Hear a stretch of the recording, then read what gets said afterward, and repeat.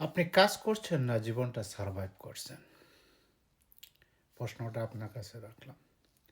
আমি MD Rezaul Karim, German বার্লিনে থাকি।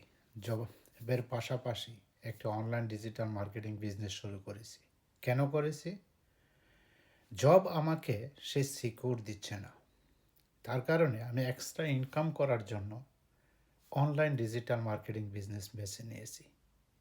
আমার মতন অসংখ্য লোক যারা কিনা জবের পাশাপাশি দিনে 2 থেকে 3 ঘন্টা সময় ব্যয় করে বিজনেসটা পরিচালনা করতেছে, প্রতিদিন শিখতেছে, কাজ করতেছে এবং ধারাবাহিকভাবে তার ইনকামটা বাড়তেছে।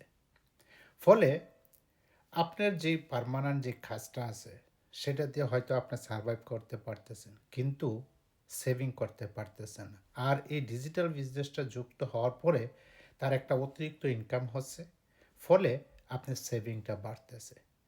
সুতরাং প্রশ্নটা আপনার কাছে আবারও রাখলাম, জব করে কি আপনি জীবনটা শুধু সারভাইভ করতে চান, নাকি নতুন কিছু শিখে এক্সট্রা ইনকাম তৈরি করতে চান?